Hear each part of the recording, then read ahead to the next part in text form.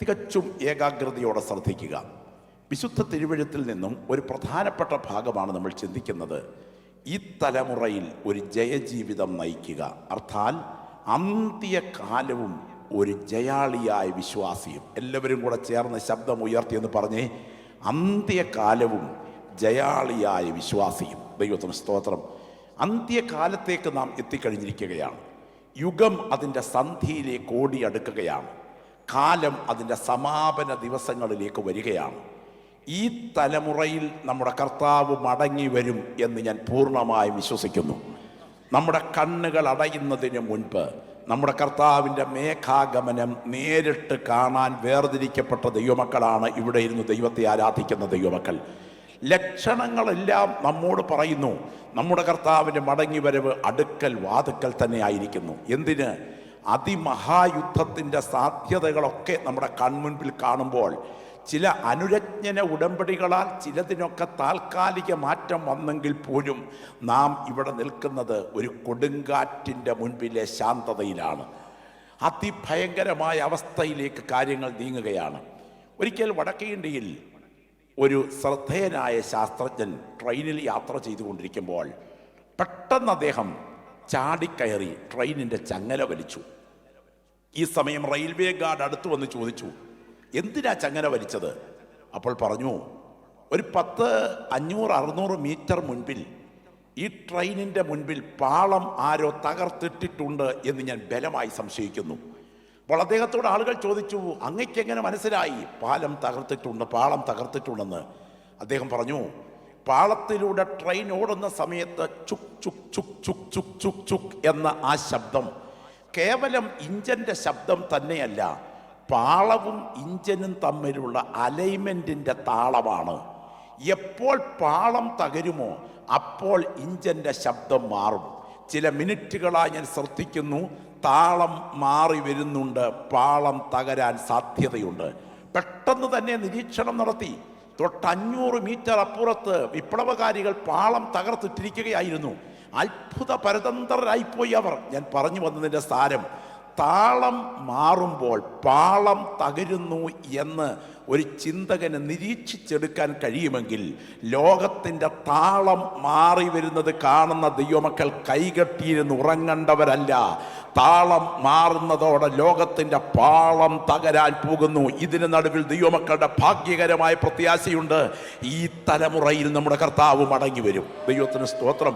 അങ്ങനെയെങ്കിൽ യേശുക്രിസ്തുവിൻ്റെ പുനരാഗമനം, ദൈവസഭയുടെ ഉൾപ്രാപണം, ഏറ്റവും അടുത്ത് നിൽക്കുന്ന ഈ യുഗത്തിൻ്റെ സന്ധ്യാസമയം ഈ തലമുറയിൽ അതിശക്തമായി ഗ്രഹിക്കേണ്ടത്, ഇന്ന് 10 ചാക്ക് അരി തിന്ന് തീർത്ത ഒരാളിനെ ഒരുക്കിയെടുക്കാനല്ല കർത്താവ് വരുന്നത്. ബഹുനില ബംഗ്ലാവിൽ കോടീശ്വരനായി കഴിയുന്ന ഒരുവനെ സ്വീകരിക്കാനല്ല കർത്താവ് വരുന്നത്. ഒരു ജയാളിയായി ജീവിക്കുന്ന ഭക്തനെ സ്വീകരിപ്പാൻ കർത്താവ് വരുന്നു. അതുകൊണ്ട് ആ കരങ്ങളൊന്ന് ഉയർത്തിപ്പിടിച്ച് എല്ലാവരും കൂടെ ഇങ്ങനെ സ്ഫുടമായ ഭാഷയിൽ പ്രാർത്ഥിക്കണം, കർത്താവേ, എനിക്ക് തലമുറയിൽ ഒരു ജയാളിയാകണം. ശബ്ദമുയരട്ടെ. എല്ലാ പ്രിയപ്പെട്ടവരിൽ നിന്നും പ്രാർത്ഥനയുടെ ശബ്ദമുയരട്ടെ. ഇത് മിച്ചപ്പണം ചിലവഴിക്കാൻ വെച്ച യോഗമല്ല, ഇത് പണത്തിൻ്റെ തള്ളിക്കയറ്റത്തിൽ വെച്ച യോഗമല്ല. ഇന്ന് പകൽ പ്രാർത്ഥിക്കുന്ന പ്രിയപ്പെട്ടവരുടെ നടുവിൽ ഞാൻ ആത്മനിയോഗത്തോടെ പറയുന്നു, നമ്മെ ബന്ധിച്ച് നിത്യ നരകത്തിലേക്ക് വലിച്ചിഴയ്ക്കുന്ന പൈശാചിക ശക്തികളെ തകർത്ത് ഒരു ജയാളിയായി ജീവിപ്പാനുള്ള ദൈവകൃപയ്ക്ക് വേണ്ടി ശക്തമായി പ്രാർത്ഥിക്കുന്ന ദൈവമക്കൾ, ഈ പ്രാർത്ഥന കഴിഞ്ഞ് എഴുന്നേൽക്കുന്നതിന് മുൻപ് ഒരു പടി കൂടെ ജയാളിയാകാൻ സ്വയം ഒരുങ്ങുന്ന പകലായി പകൽ തീരണം. ദൈവത്തിന് സ്തോത്രം. നമുക്കറിയാം, യോഹന്നാന്റെ സുവിശേഷത്തിലേക്ക് ഞാൻ നിങ്ങളുടെ ശ്രദ്ധയെ ക്ഷണിക്കുകയാണ്. ദൈവവചനത്തോട് നമ്മുടെ വ്യക്തിപരമായ കൂറും പ്രതിബദ്ധതയും ഏതാണ്ട് നഷ്ടപ്പെട്ടിരിക്കുന്ന ഒരു തലമുറയിലാണ് ഞാനും നിങ്ങൾ ജീവിക്കുന്നത്. ദൈവത്തിന് സ്തോത്രം. നമുക്ക് യോഹന്നാന്റെ 1-ാം ലേഖനം 5-ന്റെ 4-ാമത്തെ വാക്യം, യോഹന്നാന്റെ 1-ാം ലേഖനം 5-ന്റെ 4-ാമത്തെ വാക്യം വായിച്ചുകൊണ്ട് ഈ ധ്യാനം നമുക്കിവിടെ പ്രാർത്ഥനയോടെ ആരംഭിക്കാം. യോഹന്നാന്റെ 1-ാം ലേഖനം 5-ന്റെ 4-ാമത്തെ വാക്യം വായിച്ചാട്ടെ.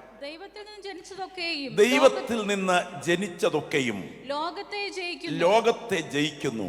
ലോകത്തെ ജയിച്ച ജയമോ നമ്മുടെ വിശ്വാസം തന്നെ. ദൈവത്തിൽ നിന്ന് ജനിച്ചതൊക്കെയും ലോകത്തെ ജയിക്കുന്നു. ലോകത്തെ ജയിച്ച ജയമോ നമ്മുടെ വിശ്വാസം തന്നെ. യുഗത്തിന്റെ സന്ധ്യയിൽ പ്രതിഫലാർഹരായി നിത്യതയിൽ നിൽക്കുന്ന സംഘത്തെ സംബന്ധിച്ച് ദൈവം വിളിക്കുന്ന ശ്രദ്ധേയമായ വേദപുസ്തകത്തിലെ സമാപ്ത ഗ്രന്ഥമായ വെളിപ്പാട് പുസ്തകത്തിലൊരു പ്രയോഗമുണ്ട്. അത് ജയാളികൾ എന്നാണ്. ജയാളികൾ. വെളിപ്പാട് പുസ്തകത്തിൽ നാം വായിക്കുമ്പോൾ 7 സഭകൾക്കുള്ള ദൈവിക ദൂതുകൾക്കുള്ളിൽ ആവർത്തിച്ചാവർത്തിച്ച് ഓരോ സഭയോടും പറയുന്ന സന്ദേശത്തിൻ്റെ ഉപസംഹാരത്തിൽ സഭയോട് ദൈവാത്മാവ് പറയുന്ന വാക്കുകൾ ആവർത്തിക്കുമ്പോൾ അവിടെ ഇങ്ങനെ ഒരു സംഘത്തെ സഭയ്ക്കകത്ത് പ്രതീക്ഷിക്കുകയാണ്. ഒരു കോർ ഗ്രൂപ്പിനെ സഭയ്ക്കകത്ത് ദൈവം പ്രതീക്ഷിക്കുന്നു. എല്ലാവരും തൂത്തുവാരി നിത്യതയിലെത്തും എന്ന് പ്രതീക്ഷിക്ക വേണ്ട. ഇതിനകത്ത് ഒരു ചെറിയ ജയാളി സംഘത്തെ ദൈവം ഒരുക്കുകയാണ്. നമുക്കറിയാം, ഗിദെയോൻ യുദ്ധത്തിന് വിളിച്ചപ്പോൾ 30,000-യാണ് വിളിച്ചത്. അതിൽ നിന്ന് ഭയവും ഭീരുത്വമുള്ളവർ മാറിപ്പോകാൻ നിർദ്ദേശിച്ചപ്പോൾ 20,000 പോയി. ബാക്കി 10,000 ശേഷിച്ചു. 10,000-ൽ നിന്നും വെള്ളത്തിൻ്റെ അടുക്കലേക്ക് കൊണ്ടുപോയി ടെസ്റ്റിങ് കഴിഞ്ഞപ്പോൾ ഒരു 300-ലേക്ക് ആ സദസ്സ് ചുരുങ്ങി. അങ്ങനെയാണെങ്കിൽ 30,000-ന്റെ സർക്കിൾ 20,000 വിട്ട് 10,000-ലേക്കും 10,000-ന്റെ സർക്കിൾ 9,700 മാറ്റിയിട്ട് 300-ലേക്കും ചുരുങ്ങിയതുപോലെ ദൈവം സഭയ്ക്കകത്ത് ഒരു തിരഞ്ഞെടുപ്പ് നടത്തിക്കൊണ്ടിരിക്കുന്നു. ഇതിനകത്ത് ഒരു ചെറിയ ജയാളി സംഘത്തെ ദൈവം ഒരുക്കിക്കൊണ്ടിരിക്കുകയാണ്. കത്തോലിക്ക, Yakobaya, orthodox, CSI, CNI, evangelical, പത്യം, IPC, church of God, Sharon, the Pentecost, free pentecost, calvary, Kallumala എന്ന് വേണ്ട, നെല്ലിക്കാച്ചാക്കിൻ്റെ കുത്തഴിച്ച് വിട്ടതുപോലെയുള്ള ഈ സംഘമെല്ലാം കൂടെ തൂത്തുവാരി പർദീസയിലെത്തുമെന്ന് വിചാരിക്കരുത്. അബദ്ധമാണ്. സ്തോത്രം. ഇതിന് നടുവിൽ ദൈവം ഒരു ജയാളി സമൂഹത്തെ പ്രതീക്ഷിക്കുകയാണ്. അങ്ങനാണെങ്കിൽ ആ ജയാളി സംഘത്തിൽ ഞാനും എത്തണം എന്ന് കൊതിക്കുന്ന ദൈവമക്കൾ ശബ്ദമുയർത്തി പറയണം, കർത്താവേ, ആ ജയാളി സംഘത്തിൽ എനിക്കും ഉണ്ടായിരിക്കണം. വെളിപ്പാട് പുസ്തകത്തിലേക്ക് വരുമ്പോൾ ആവർത്തിച്ചു പറയുന്ന 2:7 വാക്യം, 2:17 വാക്യം, 2:26 വാക്യം, 3:5 വാക്യം, 3:12 വാക്യം, 3:21 വാക്യം ഒന്ന് പെട്ടെന്ന് വായിച്ച് സഹായിക്കുമെങ്കിൽ ആവർത്തിച്ച് അവിടെ പറയുന്ന ഒരു പദപ്രയോഗം നിങ്ങളുടെ ശ്രദ്ധയിലേക്ക്, സ്മൃതി പദത്തിലേക്ക് വേഗമൊന്ന് കൊണ്ടുവരികയാണ്. വായിച്ചാട്ടെ, 2:7 വാക്യം വായിച്ചേ. ആത്മാവ് സഭകളോട് പറയുന്നത് എന്തെന്ന് ചെവിയുള്ളവൻ കേൾക്കട്ടെ. ജയിക്കുന്നവന് ഞാൻ. ശ്രദ്ധിക്കുക, ജയിക്കുന്നവന് ഞാൻ. ഇനിയും 2:17 വാക്യം വായിച്ചാൽ മോളെ. 2:17 വാക്യം. ആത്മാവ് സഭകളോട് പറയുന്നത് എന്തെന്ന് ചെവിയുള്ളവൻ കേൾക്കട്ടെ. ജയിക്കുന്നവന് ഞാൻ. 2:26 വാക്യം വായിച്ചാട്ടെ. 2:26. ജയിക്കുകയും ഞാൻ കൽപ്പിച്ച പ്രവൃത്തികളെ അവസാനത്തോളം അനുഷ്ഠിക്കുകയും ചെയ്യുന്നവന് എന്റെ പിതാവ്. ജയിക്കുകയും ഞാൻ കൽപ്പിച്ച പ്രവൃത്തികളെ അവസാനത്തോളം അനുഷ്ഠിക്കുകയും ചെയ്യുന്നവന്. 3:5 വാക്യം. അവർ യോഗ്യന്മാരാകയാൽ വെള്ള ധരിച്ചും കൊണ്ട് എന്നോടുകൂടി നടക്കും. ജയിക്കുന്നവൻ വെള്ളയുടുപ്പ് ധരിക്കും. 12 വാക്യം. ജയിക്കുന്നവനെ ഞാൻ എന്റെ ദൈവത്തിന്റെ ആലയത്തിൽ ഒരു തൂണാക്കും. അതിന്റെ 21 വാക്യം ഏറെ ശ്രദ്ധേയം. ജയിക്കുന്നവന് ഞാൻ എന്നോടുകൂടെ എന്റെ സിംഹാസനത്തിലിരിപ്പാൻ വരം നൽകും. ഓർക്കുക, തോറ്റുപോകുന്നവന് ഒരു കൊച്ചുമുട്ടായി പോലും കൊടുക്കാൻ അവിടെ പരിപാടിയില്ല. ഇതിനകത്ത് നിന്നൊരു ജയാളി സംഘത്തെ ദൈവം അന്വേഷിക്കുകയാണ്. ഓർക്കുക, ജയിക്കുന്നവന് എന്നോടുകൂടെ എൻ്റെ സിംഹാസനത്തിലിരിപ്പാൻ വരം നൽകും. ജയിക്കുന്നവന് ഞാൻ മറഞ്ഞിരിക്കുന്ന മന്നാ നൽകും. ജയിക്കുന്നവൻ വെള്ളയുടുപ്പ് ധരിക്കും. ജയിക്കുന്നവൻ ജീവവൃക്ഷത്തിന്റെ ഫലം കഴിപ്പാൻ കൊടുക്കും. എന്താ അതിൻ്റെ അർത്ഥം?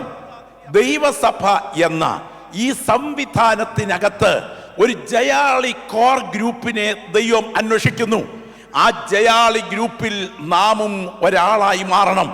അതിനനിവാര്യം ഉണർവ് പ്രസംഗമല്ല, അതിനനിവാര്യം വചന പഠനമാണ്. നിങ്ങൾ ഓർക്കുക, ഇന്ന് ഈ സമൂഹത്തിൽ സംഭവിച്ചിരിക്കുന്ന ഏറ്റവും വലിയ അപകടം വചന പഠനം അന്യം നിന്നു പോയിരിക്കുന്നു.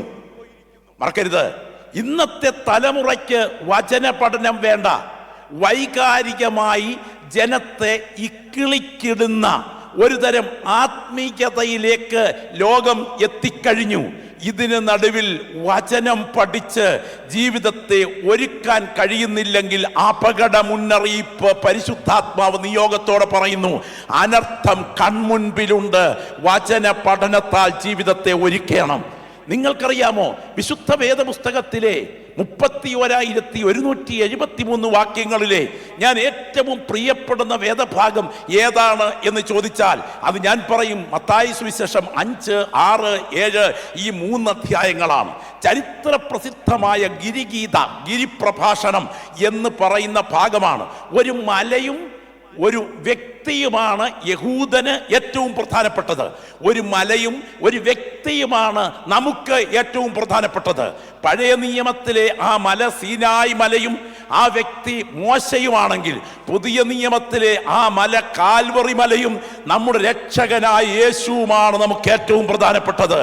ആ പഴയ നിയമത്തിലെ സീനായി കൊടുമുടിയിൽ മേഘം, അന്ധതമസ്, കൂരിരുട്ട്, വാക്കുകളുടെ ശബ്ദം എന്നിവയിൽ കത്തിക്കാളുന്ന തീയിൽ അയ്യോ ഞാനും പേടിച്ചു വിറയ്ക്കുന്നേ എന്ന് മോശ പറയത്തക്ക വിധം മഹാദൈവം ഇറങ്ങി വന്ന് കൽപ്പലകളിൽ കൽപ്പനകൾ അഗ്നിവിരലുകൾ കൊണ്ട് എഴുതി നൽകിയ ന്യായപ്രമാണത്തെ വ്യാഖ്യാനിച്ച് ദുർവ്യാഖ്യാനിച്ച് ഒരു തലമുറ അവിവേകത്തിലേക്ക് തിരിഞ്ഞപ്പോൾ പഴയ നിയമത്തിലെ സീനായി കൊടുമുടിയിൽ ഇറങ്ങി വന്നവൻ ആരോ, അവൻ തന്നെ ഒരു സ്ത്രീയുടെ ഗർഭാശയത്തിലൂടെ ഭൂമിയിൽ ജന്മം കൊണ്ട് ദൈവരാജ്യത്തിന്റെ മാഗ്നാ കാർട്ട, നിത്യതയുടെ പ്രവേശന യോഗ്യത വ്യക്തമാക്കുന്ന ഭാഗമാണ് ചരിത്ര പ്രസിദ്ധമായ ഗിരിപ്രഭാഷണം. സ്തോത്രം. ആശ്രമത്തിൽ കഴിയുന്ന മഹാത്മജിയുടെ അടുക്കൽ വന്ന് പത്രപ്രവർത്തകർ ചോദിച്ചു, സ്വതന്ത്ര ഭാരതത്തിന്റെ ഭരണം അങ്ങയുടെ കൈകളിൽ കിട്ടിയാൽ അങ്ങിവിടെ നടപ്പിലാക്കാൻ തുടങ്ങുന്ന നിയമസംഹിതയുടെ രൂപം എവിടെ നിന്ന് സ്വീകരിക്കും? അദ്ദേഹം പുതിയ നിയമത്തിന്റെ 5-ാം അധ്യായം തുറന്നു പിടിച്ചുകൊണ്ട് സംഘാടകരായി ചോദിക്കുന്നവരുടെ മുൻപിൽ പറഞ്ഞു, ഞാൻ സ്വീകരിക്കുകയാണെങ്കിൽ യേശു ക്രിസ്തുവിന്റെ ഗിരിപ്രഭാഷണത്തിൽ നിന്ന് സ്വീകരിക്കും. കാലിൽ കിടന്ന ചെരിപ്പൂരി ചെന്നിക്ക് തല്ലിയ മദാമ്മയോട് ഭവതിയുടെ കൈവേദനിച്ചോ എന്ന് തിരിച്ചു ചോദിക്കാൻ അങ്ങയെ പ്രേരിപ്പിച്ച ഘടകമേത് എന്ന് ചോദിച്ചപ്പോൾ അദ്ദേഹം പറഞ്ഞത് ഗിരിപ്രഭാഷണം എന്നായിരുന്നു. ഞാൻ ഇന്ന് പകൽ ചോദിക്കട്ടെ, ഏതെങ്കിലും സന്ദേശങ്ങൾ കഴിഞ്ഞ് ജീവിതത്തിൽ ആഴത്തിൽ അങ്ങനെയൊന്ന് അനുതപിക്കാനും വചനത്താൽ സ്വയം രൂപാന്തരം പ്രാപിക്കാനും കഴിയത്തക്ക വിധത്തിൽ നമുക്ക് നമ്മെ തന്നെ ഒരുക്കാൻ കഴിഞ്ഞിട്ടുണ്ടോ? ഒരിക്കൽ കോന്നി ഭാഗത്ത് നിന്ന് കൊച്ചുഞ്ഞുപദേശിയുടെ ഉണർവ് യോഗത്തിൽ പങ്കെടുക്കാൻ ഒരു മാന്യൻ പോയി. പ്രസംഗം കഴിഞ്ഞു വന്നിട്ട് അദ്ദേഹം രാവിലെ പോയി കുറച്ച് ആശാരിമാരെയും ചുമട്ടുകാരെയും വിളിച്ചുകൊണ്ട് വന്ന് വീടിൻ്റെ മേൽക്കൂരയിലെ ഓടടിച്ച് താഴെ ഇറക്കി മേൽക്കൂരയിലെ തടിസാധനങ്ങളെല്ലാം തല്ലി ഊരാൻ പറഞ്ഞു. നാട്ടുകാർ പറഞ്ഞു, യോഗത്തിന് പോകുന്നത് വരെ കാര്യമായ പ്രശ്നമൊന്നുമില്ലായിരുന്നു, ഇങ്ങേരുടെ സമനില തെറ്റിപ്പോയി.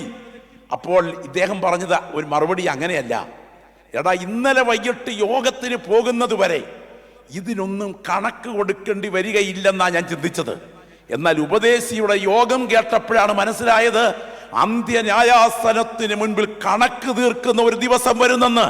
അവിടെ കൊണ്ട് കണക്ക് തീർക്കുന്നതിന് മുൻപ് കോന്നി വനത്തിൽ നിന്ന് പണ്ട് കള്ളത്തടി വെട്ടി ഉണ്ടാക്കി എൻ്റെ വീടിൻ്റെ മേക്കൂര ഫോറസ്റ്റ് സ്റ്റേഷന്റെ മുൻപിൽ കൊണ്ട് വെക്കാൻ തീരുമാനിച്ചാണ് ഈ ചുമ്മ് നടത്തുന്നതെന്ന്. ഞാൻ എൻ്റെ പ്രിയപ്പെട്ടവരോട് ചോദിക്കട്ടെ, അങ്ങനെ വല്ല മാറ്റവും ഇന്നത്തെ യോഗങ്ങൾ കഴിഞ്ഞ് നമുക്കുണ്ടാകാറുണ്ടോ?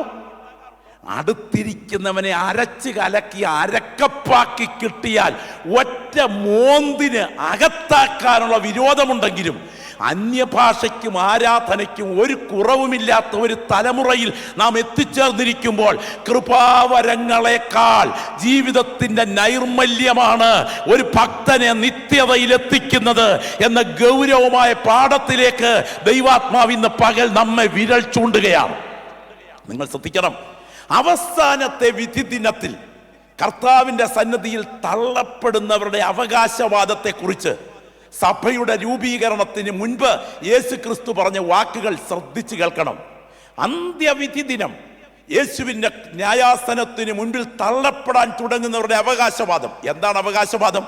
കർത്താവേ, നിന്റെ നാമത്തിൽ ഞങ്ങൾ ഭൂതങ്ങളെ പുറത്താക്കുകയും രോഗികളെ സൗഖ്യമാക്കുകയും വിവിധ വീര്യപ്രവർത്തികൾ ചെയ്തില്ലയോ എന്ന് ആ നാളിൽ പലരും എന്നോട് പറയും.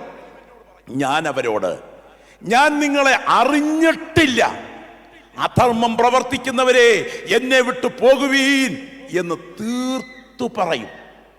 ഞാൻ നിങ്ങളോട് ചോദിക്കട്ടെ, യേശുക്രിസ്തുവിന്റെ മുൻപിൽ തള്ളപ്പെടാൻ തുടങ്ങുന്ന ഈ ആത്മാക്കൾ അവതരിപ്പിച്ച സാക്ഷ്യം പൊള്ളയാണ് എന്ന് നിങ്ങൾ വിചാരിക്കുന്നുണ്ടോ? എന്താ അവർ ചെയ്തത്? അവർ രോഗികളെ സൗഖ്യമാക്കി, അവർ അത്ഭുതങ്ങൾ ചെയ്തു, അവർ വിവിധ വീര്യപ്രവർത്തികൾ ചെയ്തവരാണ്. അവർ സ്റ്റേജിൽ നിന്ന് സ്റ്റേജിലേക്ക് ഓടിയവരാണ്. അവർ പ്രസംഗ ചാതുര്യം കൊണ്ട് സദസ്സിനെ ഇളക്കി മറിച്ചവരാണ്.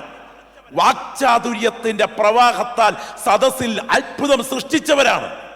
പക്ഷേ യേശുവിന്റെ പേരിൽ ഈ അത്ഭുതം ചെയ്തവരെ പറുദീസയിലെ അന്ത്യവിധിയുടെ ഘട്ടത്തിനു മുൻപ് യേശു പറയുന്നു, അറിയുന്നില്ലെന്നല്ല, അറിഞ്ഞിട്ടേയില്ല. നിങ്ങൾ ശ്രദ്ധിക്കുക, യേശുവിന്റെ പേരിൽ അത്ഭുതം ചെയ്തവരെ ഈ സമൂഹം മാധ്യമങ്ങളിലൂടെ അറിയുന്നു. പക്ഷെ യേശുവിനെ അറിയാൻ വയ്യാത്തവർ യേശുവിന്റെ പേരിൽ അത്ഭുതം ചെയ്യുമെന്നോ? നിത്യത അത്ഭുതങ്ങളുടെ രംഗമായിരിക്കും. അവിടെ എത്തിച്ചേരണമെങ്കിൽ എന്താണ് വ്യവസ്ഥ എന്നറിയാമോ?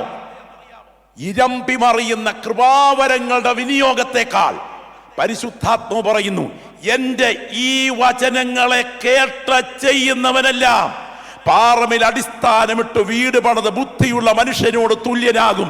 വചനത്തോടുള്ള വ്യക്തിപരമായ അനുസരണമാണ് ഒരു ഭക്തനെ നിത്യതയിലെത്തിക്കുന്നതെങ്കിൽ ഇന്ന് പകൽ നമുക്ക് ശക്തമായി പ്രാർത്ഥിക്കണം, എനിക്ക് വചനത്തോട് വ്യക്തിപരമായ അനുസരണം പ്രാപിക്കണം. ആ കരങ്ങളൊന്ന് ഉയർത്തിപ്പിടിച്ചേ, ശബ്ദം ഉയർത്തി എല്ലാവരും ഒന്ന് ആത്മാവിൽ പ്രാർത്ഥിച്ചു തുടങ്ങിക്കേ. ഇന്ന് പകൽ പ്രാർത്ഥിച്ചുകൊണ്ട് വചനം കേൾക്കുന്ന പ്രിയപ്പെട്ടവരെ, 17-ാം നൂറ്റാണ്ടിൽ ഫ്രാൻസിൽ തയ്യാറാക്കിയ ഒരു ചെറിയ ലഘുലേഖയുണ്ട്.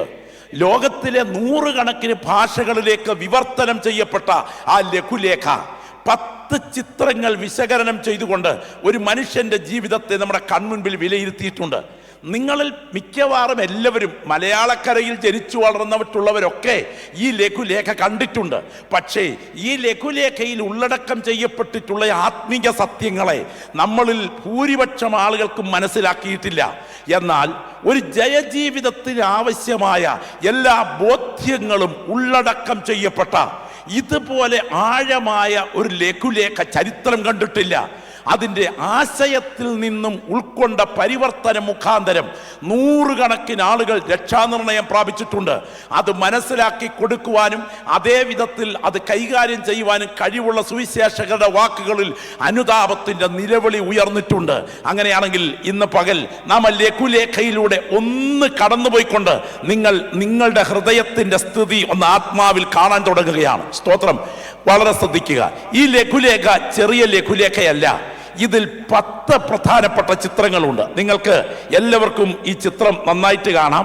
ഈ ചിത്രത്തിനകത്ത് ഉള്ളടക്കം ചെയ്യപ്പെട്ടിട്ടുള്ള 13 പ്രധാനപ്പെട്ട പ്രതീകങ്ങളുണ്ട്. 13 പ്രധാനപ്പെട്ട പ്രതീകങ്ങൾ വളരെ വിശദീകരിക്കേണ്ട ഭാഗമാണ്. ജയജീവിതത്തിന് അനിവാര്യമായ നിരവധി കാര്യങ്ങൾ അതിനകത്തുണ്ട്. ഇത് ഒന്നാമത്തെ ചിത്രം ഒരു പാപിയുടെ ഹൃദയത്തിൻ്റെ ചിത്രമാണ്. ഇതിനകത്ത് പ്രധാനപ്പെട്ട 13 പ്രതീകങ്ങളുണ്ട്. അത് ഇന്ന് പകൽ വളരെ വേഗം, സമയത്തിൻ്റെ പരിമിതി എനിക്ക് മുൻപിലുണ്ട്, വളരെ വേഗം ഞാനിത് ഇവിടെ കൊണ്ട് അവസാനിപ്പിക്കുമെന്ന് എനിക്ക് അസ്വസ്ഥതയുണ്ട്. എങ്കിലും വേഗം ഞാൻ അവസാനിപ്പിക്കാം. ശ്രദ്ധിച്ച് കേൾക്കുക. ഇതിൽ 13 പ്രധാനപ്പെട്ട പ്രതീകങ്ങളുണ്ട്. ഈ ചിത്രത്തെ നിങ്ങൾ കാണുമ്പോൾ അതിൽ ആദ്യമായി മയിലിനെ കാണാം. അത് നിഗള സ്വഭാവത്തിൻ്റെ ചിത്രമാണ്. രണ്ടാമതായി ആട്ടുകൊറ്റനെ കാണാം. അത് ലൈംഗിക പാപങ്ങളുടെ ആസക്തിയാണ്. മൂന്നാമത്തേത് ഒരു പന്നിയെ കാണാം. സകലതും വെട്ടി വിഴുങ്ങുവാനുള്ള ആർത്തിയുടെ ത്വരയാണ്. അശുദ്ധി കഴിക്കാനുള്ള ആർത്തിയുടെ ത്വരയാണ്. അടുത്തതായി ഒരു ആമയെ കാണാം. ആത്മീയ വിഷയത്തിൻ്റെ അലസതയുടെ ചിത്രമാണ്. അടുത്തതായി ഒരു കടുവയെ കാണാം. അത് ശൗര്യം, കോപം, ക്ഷിപ്രകോപം, അതെ വൈകാരിക വിക്ഷോഭം ഇവയുടെ വിശദീകരണമാണ്. അടുത്തതായി പാമ്പിനെ കാണാം. അത് ഫോഷ്കിന്റെ പ്രതീകമാണ്, അല്ലെങ്കിൽ അത് പൈശാചികതയുടെ മറ്റൊരു രൂപമാണ്. ദൈവത്തിന് സ്തോത്രം. മറ്റൊന്ന് തവളയെ കാണാം. മുൻപിൽ വരുന്നതിനെ ആസ്വദിക്കാൻ വേണ്ടി ഗുണദോഷങ്ങൾ നോക്കാതെ വെട്ടി വിഴുങ്ങുവാനുള്ള കൊതിയാണ്. അതിൻ്റെ തൊട്ട് നടുക്ക് ഒരു കണ്ണ് കാണാം. സർവശക്തന്റെ ദൃഷ്ടികൾ നിങ്ങളുടെ ചെറിയ ചെയ്തികൾ പോലും നന്നായി ഗ്രഹിക്കുന്നു എന്നതിൻ്റെ ചിത്രമാണ്. അതിൻ്റെ നടുക്ക് ഒരു നക്ഷത്രം കാണാം. അത് മനസാക്ഷിയാണ്. തന്നിൽ തന്നെ പൂർണ്ണതയുള്ളതല്ലെങ്കിലും നിന്റെ അന്ധക്കരണത്തോട് സംസാരിക്കുന്ന ദൈവശബ്ദമായി മനസാക്ഷി മാറും.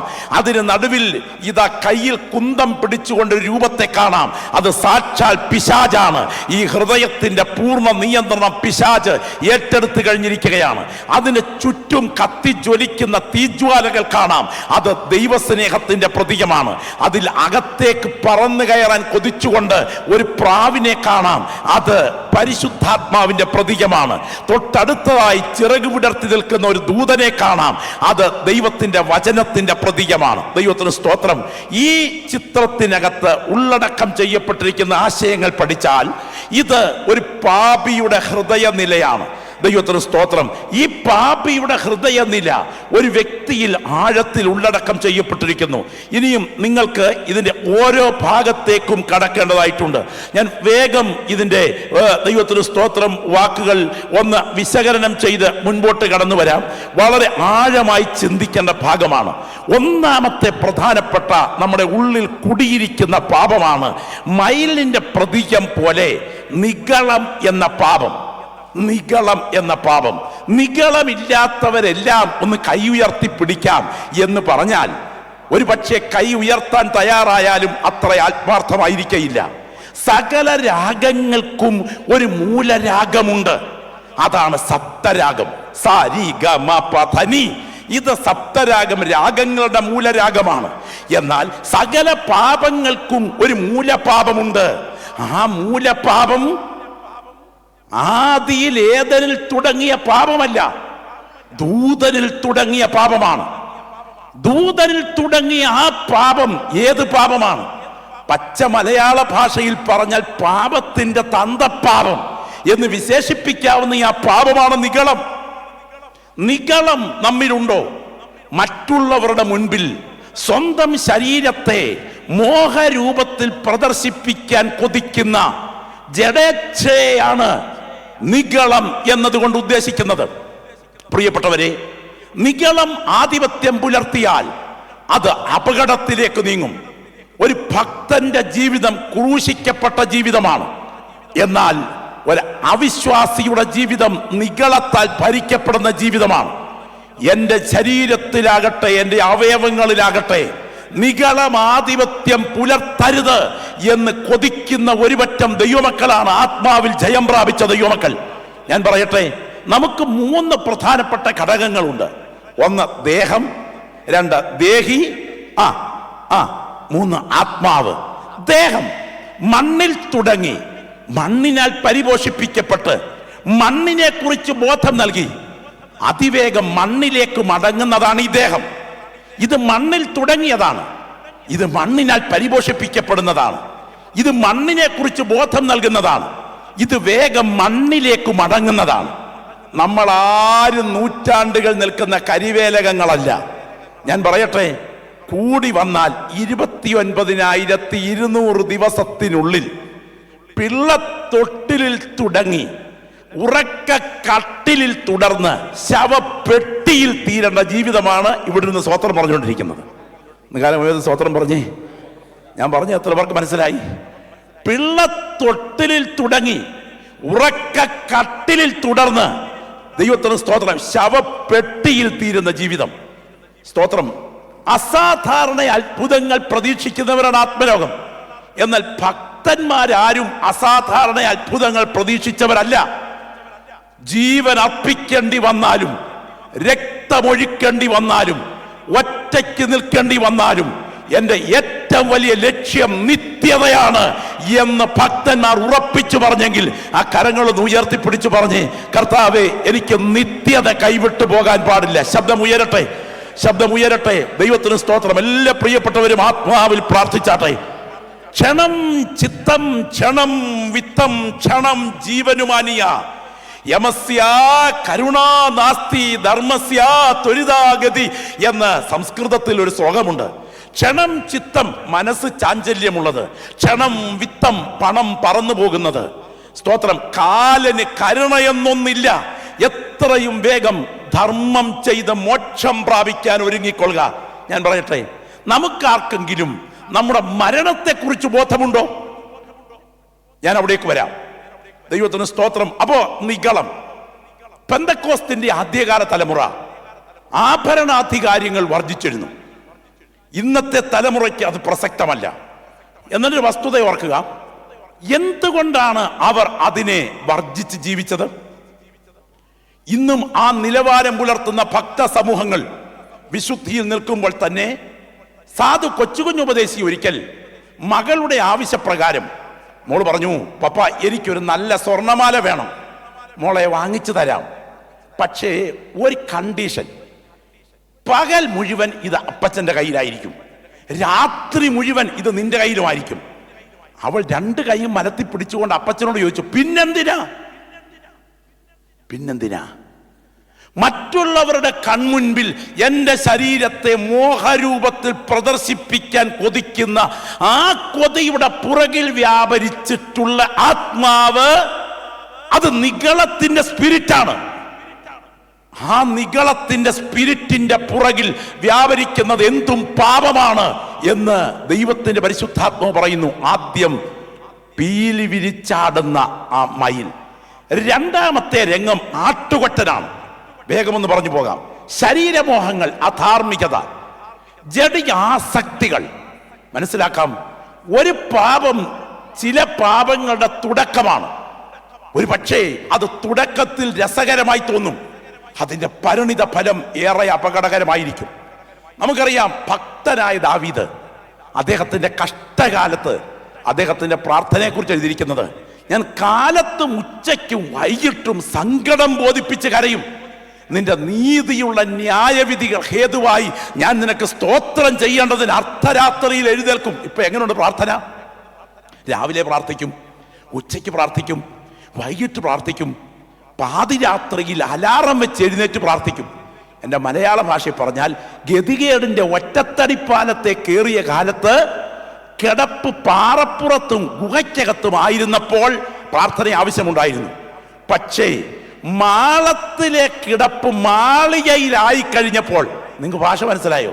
മാളത്തിലെ കിടപ്പ് മാളികയിലായി കഴിഞ്ഞപ്പോൾ, രാജാക്കന്മാരുടെ പുസ്തകത്തിൽ 11-ാം അധ്യായം വായിക്കുമ്പോൾ എഴുതിയിരിക്കുന്നു, അന്ന് അവൻ സന്ധ്യാസമയത്ത് കട്ടിലിൽ നിന്ന് എഴുന്നേറ്റു. അതിന്റെ അർത്ഥം എന്തെന്നറിയാമോ? സന്ധ്യ വരെ ഇദ്ദേഹം ഗാഠമായി ഉറങ്ങുകയായിരുന്നു. സന്ധ്യയ്ക്ക് എഴുന്നേറ്റിട്ട് ആവശ്യമില്ലാത്ത ഒരു കുളിക്കടവിലേക്ക് നോക്കി. കുളിക്കടവിലേക്ക് നോക്കിയതിൻ്റെ പുറകെ ആളുപോയി. എൻ്റെ പ്രായത്തിനും നമ്മുടെ സ്ഥിതിക്കും മാന്യതയ്ക്കും പറയാൻ കൊള്ളാത്തൊരു കുട്ടിക്കല്യാണം. സ്തോത്രം. അതിനകത്ത് കടന്നു. നോട്ടത്തിന്റെ പുറകിൽ പോയതാണ്. ഇതാ പരിപാടിയെല്ലാം കഴിഞ്ഞ് വർഷങ്ങൾ തന്ത്രപൂർവം ഭർത്താവിനെയൊക്കെ കൊന്ന് കരുതിക്കൂട്ടിയ കരുനീക്കം വിജയിച്ച് കൊട്ടാരത്തിൽ ഇരിക്കുന്ന സമയം, സ്തോത്രം, നാഥാൻ പ്രവാചകൻ അകത്ത് വന്നു. അദ്ദേഹം ചെറിയൊരു ഉദാഹരണത്തോട് തുടങ്ങി. നിന്റെ നാട്ടിൽ ഒരു അധർമ്മകർമ്മം നടന്നിരിക്കുന്നു. എന്താ? സ്തോത്രം. പറഞ്ഞ വാക്കുകൾ ഇങ്ങനാണ്. സാധുവായൊരു മനുഷ്യൻ, അവൻ ആറ്റ് നോറ്റു വളർത്തിയ ഒരു ആട്ടിൻ കുഞ്ഞുണ്ടായിരുന്നു. ധനാഢ്യനായൊരു മനുഷ്യൻ, നിരവധി ആടുകൾ ഉണ്ടായിരുന്നു. പക്ഷേ ധനാഢ്യന്റെ വീട്ടിൽ അതിഥികൾ വന്നപ്പോൾ സാധുവിന്റെ ആടിനെ പിടിച്ച് കശാപ്പ് ചെയ്ത് വിളമ്പി. ഈ ക്രൂരകൃത്യം നിന്റെ നാട്ടിൽ നടന്നിരിക്കുന്നു. എന്റെ ചിന്ത ഞാൻ പറയാം. മുൻകോപിയായ ദാവീദിന്റെ കൈ വാൾപ്പിടിയിൽ മുറുകി. ആരെവിടെ? അടുത്ത കൽപ്പന എന്താണെന്ന് അറിയാമോ? സ്തോത്രം. അവൻ മരിക്കണം, അവന് വേണ്ടി 4 ഇരട്ടി പകരം കൊടുക്കണം. നിങ്ങൾ ഓർക്കണം, പ്രവാചകൻ ആ വിരൽ അവന് നേരെ ചൂണ്ടിക്കൊണ്ട് പറഞ്ഞു, ആ മനുഷ്യൻ നീ തന്നെ. ഹോ, ചങ്കിൽ ചാട്ടുളി പോലെ കുത്തിക്കയറിയ ആ വാക്കിന് മുൻപിൽ 51-ാം സങ്കീർത്തനം അനുതാപ സങ്കീർത്തനമായി എഴുതി. ഇനിയും പറയുന്ന കാര്യം ശ്രദ്ധിക്കണം. വിശുദ്ധന്മാർ ചെയ്യുന്ന തെറ്റ് യഥാവിധി ഏറ്റുപറഞ്ഞ് ഉപേക്ഷിക്കുമ്പോൾ ദൈവം ക്ഷമിക്കുമെങ്കിലും തങ്ങളുടെ ജഡത്തിൽ മരണത്തിന് മുൻപ് അനുഭവിച്ച് തീർക്കാൻ ചില ശിക്ഷയുടെ വടികൾ ദൈവം അറിഞ്ഞുകൊണ്ട് അനുവദിക്കും. നിങ്ങൾക്കറിയാമോ? സ്തോത്രം, വിശദീകരിക്കുന്നില്ല. ബത്ശേബയിൽ ഉണ്ടായ കുഞ്ഞു മരിച്ചു, ഒന്നാം മരണം. അബ്ശാലോം അമ്നോനെ അടിച്ചു കൊന്നു, രണ്ടാം മരണം. അബ്ശാലോം കരിവേലകത്തിൽ കെട്ടുചാന്ന് ചത്തു, മൂന്നാം മരണം. അദോനിയ രാജാവിന്റെ മകന്റെ മരണം കണ്ടപ്പോൾ വസ്ത്രം കീറി അലറിക്കരയുന്ന ദാവീദേ, ഇത് മന്ത്രവാദമല്ല, ഇത് ക്ഷുദ്രപ്രവൃത്തിയല്ല, ഇത് വിതച്ചത് കൊയ്യുകയാണ്. എന്റെ മുൻപിലിരുന്ന് ദൈവത്തെ ആരാധിക്കുന്ന ദൈവമക്കൾ തിരിച്ചറിയണം, ലൈംഗിക പാപം മറ്റേതൊരു പാപത്തെക്കാൾ ഭീകരമാണ്. അത് ആധിപത്യം പുലർത്തിയാൽ അവന്റെ തലമുറയിൽ നീണ്ടു നിൽക്കുന്ന പ്രത്യാഘാതമുണ്ടാകും. 9,30,00,000 മൈൽ അപ്പുറത്ത് നിന്ന് കത്തിജ്വലിക്കുന്ന സൂര്യനെ കാണാൻ സൃഷ്ടിച്ച ഈ കണ്ണുകൊണ്ട് മ്ലേച്ഛതയുടെ അശുദ്ധ കിടപ്പറ രംഗങ്ങൾ സൈറ്റുകളിലൂടെ കണ്ടാസ്വദിച്ച് വിശുദ്ധിയെ കച്ചവടം ചെയ്യുന്ന ഒരു തലമുറയ്ക്ക് നടുവിൽ എന്റെ കണ്ണ് അശുദ്ധിക്ക് വിട്ടുകൊടുക്കില്ല എന്ന് സമർപ്പിക്കപ്പെട്ട ദൈവമക്കൾക്കായി ഞാൻ ദൈവത്തിന് സ്തോത്രം ചെയ്യുന്നു. അരുത്, അധാർമികതയാണ് ആട്ടുകൊറ്റൻ എന്ന പാപം. വിശദീകരിക്കുന്നില്ല. 3, പന്നി. മദ്യപാനത്തിന്റെയും ആഹ്ലാദത്തിന്റെയും അധാർമികതയുടെയും ചിത്രമാണിത്. എന്ന് പറഞ്ഞാൽ ഒത്തിരി കാര്യങ്ങൾ ഓർപ്പിക്കാനുണ്ട്. രഹസ്യ പാപങ്ങൾ ആധിപത്യം പുലർത്തുകയാണ്. ദൈവത്തിന് സ്തോത്രം. കഞ്ചാവും മറ്റ് ചരസുകളും രഹസ്യ പാപങ്ങൾ വ്യക്തികളിൽ ആധിപത്യം പുലർത്തുന്നു. മറ്റൊന്നാണ് ആമ. മറ്റൊരു കാര്യത്തിനും അലസതയില്ല, ആത്മീയ വിഷയത്തിന് മാത്രമേ അലസതയുള്ളൂ. ഞായറാഴ്ച രോഗം എന്നൊരു രോഗം ഈ അടുത്ത കാലത്ത് തുടങ്ങിയിട്ടുണ്ടെന്ന് പറയുന്നു. സ്തോത്രം. 9 മണി വരെ സാധാരണ ഒരു പ്രശ്നവുമില്ല, ഭക്ഷണത്തിനും കുഴപ്പമില്ല, ഉറക്കത്തിനും കുഴപ്പമില്ല. 9 മണി അടുക്കുമ്പോൾ വല്ലാത്ത ഒരു ക്ഷീണവും തളർച്ചയും ഒക്കെ. സഭായോഗം കഴിയുന്നതോടുകൂടെ അത് മാറുകയും ചെയ്യും.